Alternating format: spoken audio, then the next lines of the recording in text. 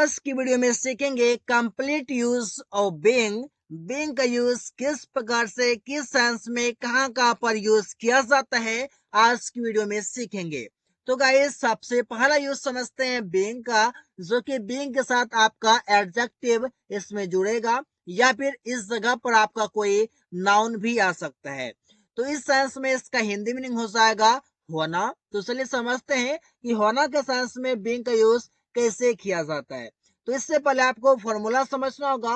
Formula इस प्रकार से होगा, सबसे पहले बीइंग, उसके बाद आपका हो जाएगा एडजेक्टिव या फिर कोई नाउन आ जाएगा। उसके बाद आपका हो जाएगा इज या फिर आर, जो कि सिंगुलर और प्लूरल के लिए आएगा। सिंगुलर के लिए इज आएगा और प्लूरल के लिए आर आएगा। उसके बाद आपका एक कॉम्प्लीमेंट होगा। कॉम्प्लीमेंट का इसे हिंदी तो मतलब होता है गाइस पूरक, लेकिन पूरक से उतना समझ नहीं आता, तो कैसे समझे। कॉम्प्लीमेंट आपका एक एडजेक्टिव की तरह होता है गाइस, जो कि सब्जेक्ट के बारे में, नाउन के बारे में एडिशनल इंफॉर्मेशन देता है। तो ये यहाँ पर क्या करेगा, जो यहाँ पर सब्जेक्ट आएगा उस सब्जेक्ट के बारे में कुछ एडिशनल इंफॉर्मेशन देगा, तो आप इसे एडजेक्टिव दूसरे नाम से कह सकते हैं। इसी प्रकार से एग्जाम्पल होगा, मेरे लिए एक घर होना जरूरी है या फिर आवश्यक है, तो बोल सकते हैं बीइंग अ हाउस, एक घर होना इज नेसेसरी, आवश्यक है, जरूरी है, फॉर मी, मेरे लिए। इसी प्रकार से तुम्हारे साथ होना अच्छी बात है, तो बोलते हैं being with you is good thing. Being with you is a good thing, इस प्रकार से भी आप बोल सकते हैं। यहाँ पर कोई, और देखिए क्या है, मेरे लिए एक घर होना, तुम्हारे साथ होना, यहाँ पर होना का सेंस आ रहा है, तो आप यहाँ पर बीइंग का यूज इजिली कर सकते हैं। सभी को दोस्त होना अच्छी बात है, तो बोल सकते हैं being a friend to all is a good thing.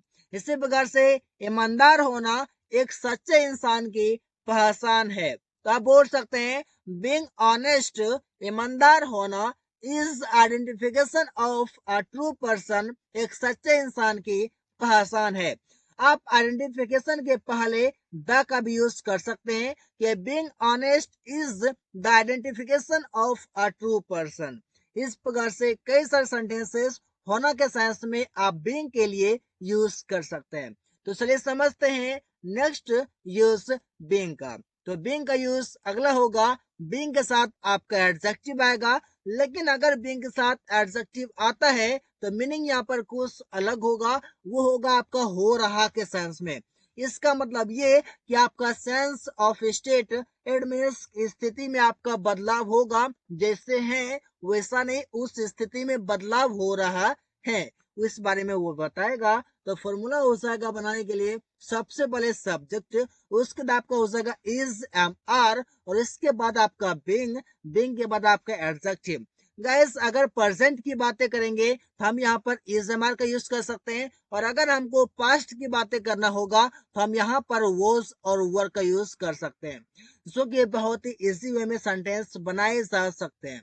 तो चलिए एग्जाम्पल होगा कि राहुल आजकल ईमानदार हो रहा है। इट मीन्स राहुल पहले ईमानदार नहीं था, वो ईमानदार हो रहा है, स्थिति में बदलाव हो रहा है।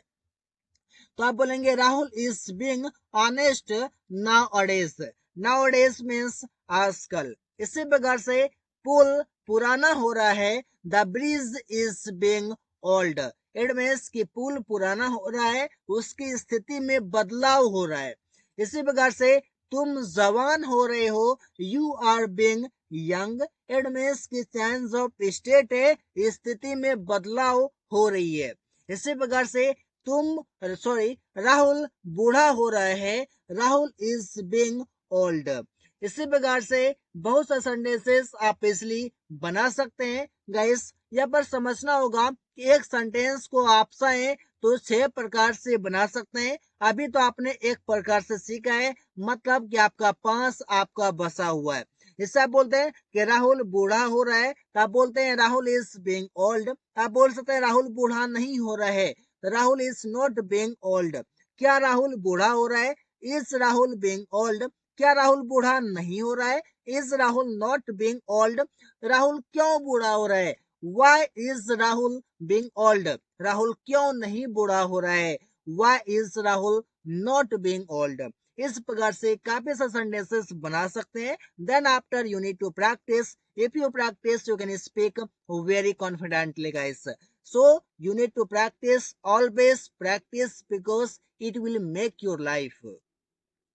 अंधेरा हो रहा है. It is being dark. आप यहाँ पर बीइंग की जगह पर गाइस गेटिंग भी कर सकते हैं, लेकिन यहाँ पर आपको समझना होगा कि आज का मेरा कॉन्सेप्ट है बीइंग का, तो यहाँ पर हम गेटिंग की बातें नहीं करेंगे. लेकिन आप यहाँ पर बीइंग की जगह पर गेटिंग का यूज इजिली कर सकते हैं. यहाँ पर कोई भी कंफ्यूजन नहीं है. इसी प्रकार से अगला यूज है बीइंग का. जहां पर आप बताते हैं बीइंग के साथ एबल टू को ऐड करते हैं. इसका मतलब होता है सक्षम या फिर समर्थ हो रहा है. प्रेजेंट में समर्थ हो रहा है, और पास्ट में अगर बात करें, भूतकाल में बात करें तो हो जाएगा समर्थ हो रहा था. एग्जाम्पल से पहले आपको कुछ फॉर्मूला समझने हैं. सबसे पहले सब्जेक्ट, उसके बाद आपको हो जाएगा इज एम आर प्रेजेंट के लिए, और पास्ट के लिए वॉज वर. उसके बाद आपका हो जाएगा बीइंग एबल टू. इसके बाद वर्ब का फर्स्ट फॉर्म, और लास्ट में आपको ऑब्जेक्ट लगाना है. चलिए लेते हैं कुछ एग्जांपल्स. इस पर से वह अंग्रेजी बोलने में समर्थ हो रहा है. He is being able to speak English. अब यहाँ पर देखिए क्या समर्थ हो रहा है. आप यहाँ पर बीइंग एबल टू इजिली लगा सकते हैं, और प्रेजेंट में है आप यहाँ पर इज का यूज करेंगे. इसी प्रकार से हम लोग 4 मिनट 40 सेकेंड में 1600 मीटर दौड़ने में सक्षम हो रहे हैं. एडमेस क्या अभी सक्षम है नहीं, सक्षम हो रहे हैं, प्रोसेसिंग चल रही है. इस प्रकार से आप बोलते हैं, तो वहां पर आपको बनाना होगा we are being able to run 1600 meters in 4 minutes 40 seconds. इस प्रकार से आप बोलते हैं. इसी प्रकार से वह खाना बनाने में सक्षम हो रही है, वो ऑलरेडी सक्षम नहीं है, हो रही है, तो आप बोलते हैं she is being able to cook food. इसी प्रकार से रवि कार चलाने में सक्षम हो रहा था. अब ये पास्ट की बातें कर रहा है, आप बोलेंगे Ravi was being able to drive a car. इसी प्रकार से वह इस काम को संभालने में समर्थ हो रहा था, हो जाएगा he was being able to handle this work. बहुत ही इजी वे में आप सेंटेंस को समझ सकते हैं, कॉन्सेप्ट को समझ सकते हैं, और प्रैक्टिस साथ ही साथ कर सकते हैं.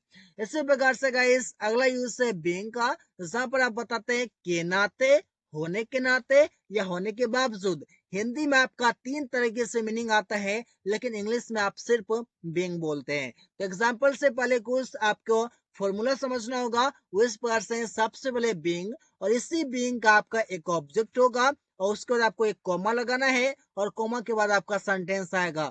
जिस प्रकार से सेंटेंस आएगा उसी तरीके से आपको लिख देना है. तो एग्जाम्पल समझिए, जैसे कि भाई होने के नाते मैं तुम्हें एक सलाह देना चाहता हूँ, तो आप बोलते हैं बीइंग अ ब्रदर. यहाँ पर देखिए ब्रदर क्या हो गया, आपका यहाँ पर एक ऑब्जेक्ट हो गया. मैं तुम्हें सलाह देना चाहता हूँ, I want to suggest you, I want to advice you. इस पर से बोलते हैं. जैसे दोस्त होने के नाते क्या तुम मेरी मदद करोगे, तो बोलते हैं being a friend will you help me. दोस्त होने के नाते क्या तुम मेरी मदद करोगे. इसी प्रकार से शिक्षक होने के नाते मैं तुम्हें कुछ बताना चाहता हूँ, तो बोलते हैं being a teacher I want to tell you something. इस प्रकार से बहुत सारे सेंटेंसेस इजिली बना सकते हैं गाइस. एक फौजी होने के नाते उसे लड़ना आता है. इट मीन्स उसे वो जानता है कि लड़ा कैसे जाता है. कहने का मतलब यहाँ पर ये है, हो जाएगा being a soldier he knows how to fight. उससे लड़ना आता है. ऐसे बोलते मुझे अंग्रेजी बोलना आता है, तो बोलते हैं I know how to speak English. इसी प्रकार से उसे लड़ना आता है, he knows how to fight. इसी प्रकार से अगला कॉन्सेप्ट है बीइंग का, जहां पर आप बीइंग के साथ अगर वर्ब का थर्ड फॉर्म लगाते हैं, इसका मतलब है कि किया जा रहा है प्रेजेंट टाइम में. एग्जाम्पल से पहले कुछ आपके ट्रिक्स हैं, वो ये हैं कि आपका सबसे पहले सब्जेक्ट आएगा, जो कि रियल में ये आपका एक ऑब्जेक्ट होगा गाइस. मतलब सबसे पहले ऑब्जेक्ट होगा, उसके बाद आपका इज एम आर, उसके बाद आपका हो जाएगा बीइंग, बीइंग के साथ वर्ब का थर्ड फॉर्म, और इसके बाद आप यहाँ पर लिख सकते हैं O W means other word. Example समझिए, आम तोड़ा जा रहा है, the mangoes are being plugged. अब यहाँ पर समझिए आम क्या खुद टूट सकता है, नो. आप यहाँ पर देखिए आम कब अपने से टूट सकते हैं, जब वो पक जाएंगे। लेकिन यहाँ पर समझिए आम तोड़ा जा रहा है, इससे मतलब ये है कि कोई किसी के द्वारा आम तोड़ा जा रहा है, यहाँ पर किसी के द्वारा एक्शन किया जा रहा है। तो यहाँ पर आप समझ सकते हैं आम जो है ये आपका अंडरस्टूड है कि आपका एक ऑब्जेक्ट ही होगा। इसी प्रकार से सड़क बनाई जा रही है, क्या सड़क अपने बनेगी? बिल्कुल नहीं, किसी के द्वारा बनाई जाएगी। तो आप यहाँ पर बोलेंगे the road is being built, या फिर कंस्ट्रक्टेड, या फिर आप और भी वर्ड इसकी यहाँ पर यूज कर सकते हैं। इसी प्रकार से उसे दिल्ली भेजा जा रहा है, he is being sent to Delhi. यहाँ पर आप देख रहे हैं ही, यहाँ पर कोई डूअर नहीं है, यहाँ पर ये क्या है, उस एक्शन को झेलने वाला है, उस एक्शन का इफेक्ट को झेलने वाला है। इसी प्रकार से आप बोलते हैं पेड़ लगाया जा रहा है, trees are being planted. Plant मतलब तो गाइस लगाना, पेड़ लगाना होता है, यहाँ पर आप इसलिए समझ सकते हैं। इन सभी सेंटेंस में आप देख रहे हैं कि पेड़, उसे, सड़क, यहाँ पर ये सभी जो है ये सभी आपका सेंटेंस में ऑब्जेक्ट है, जो कि सेंटेंस आपका स्टार्ट ऑब्जेक्ट से हो रहा है, क्योंकि ये सेंटेंस आपका पैसिव वॉइस में है। इसी प्रकार से अगला है बीइंग के साथ वर्ब का थर्ड फॉर्म, जिसका मतलब हो जाएगा किया जा रहा था। इट मीन्स पास्ट में, मतलब कि पास्ट में आप पैसिव वॉइस सीखेंगे। तो चलिए समझते हैं एग्जांपल से। एग्जांपल से पहले हो जाएगा स्ट्रक्चर आपका, जहां पर ये सब्जेक्ट लिखा हुआ है, इस जगह पर आपका यहाँ पर ऑब्जेक्ट होगा, जो कि आप इजिली समझ सकते हैं। और लास्ट में आपको यहाँ पर अदर वर्ड जोड़ने हैं, मतलब OW। इसका मतलब ये है कि वर्ब के बाद आपका कोई भी अदर वर्ड आ सकता है, या फिर जिसके द्वारा काम किया जाएगा अगर वो आएगा तो बाय के साथ यहाँ पर आप ऑब्जेक्ट लिखेंगे। इसका मतलब ये कि बाय के साथ आप सब्जेक्ट कहेंगे इसे। इसी प्रकार से एग्जांपल समझिए, यहाँ खाना खिलाया जा रहा था, पास्ट में कोई काम किया जा रहा था, आप बोलेंगे the food was being fade here. यहाँ पर देखिए फीड मतलब होता है गाइस खिलाना, और खिलाना का थर्ड फॉर्म हो जाएगा फीड का, फेड हो जाएगा। इसी प्रकार से कंबल बांटी जा रही थी, तो बोलेंगे the blanket was being distributed. यहाँ पर समझिए ब्लैंकेट आपका सिंगुलर में, तो यहाँ पर वॉज का यूज किए हैं। आप अगर इसे प्लूरल कर देंगे, आप यहाँ पर वर का भी यूज कर सकते हैं। इसी प्रकार से फूलों को पानी दिया जा रहा था, हो जाएगा the flowers were being watered. Water मतलब गाइस पानी देना भी होता है। इसी बात से एक पुल बनाया जा रहा था, अ ब्रिज वॉज बीइंग रिपेयर्ड, या फिर कंस्ट्रक्टेड, या फिर बिल्ट। इस पर से आप यहाँ पर यूज कर सकते थे।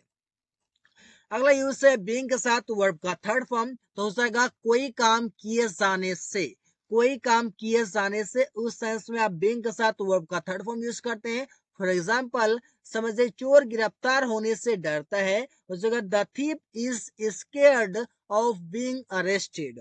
बीइंग अरेस्टेड से मतलब है कि जो भी आप बोल रहा है वो खुद उस एक्शन को झेलेगा। इसका मतलब ये अगर अरेस्ट होता है तो कौन अरेस्ट होगा? ये थीफ अरेस्ट होगा। सब्जेक्ट ही यहाँ पर अरेस्ट होने की बातें की जा रही है।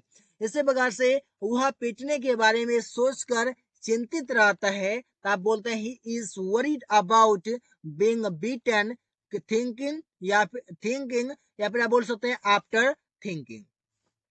यहाँ पर आपका ये दोनों करेक्ट है, आफ्टर थिंकिंग भी आपका बीइंग, आप आफ्टर थिंकिंग भी और सिर्फ थिंकिंग भी। आफ्टर के जगह पर आप बाय का भी यूज कर सकते थे, बाय थिंकिंग। इस प्रकार से अलग अलग सेंटेंस में, अलग अलग केसेस में एक ही चीज को यूज किया जाता है। सो कोई बात यहाँ पर नहीं है। सो गाइस आज की वीडियो में इतना ही। Thanks for watching, that's all for today.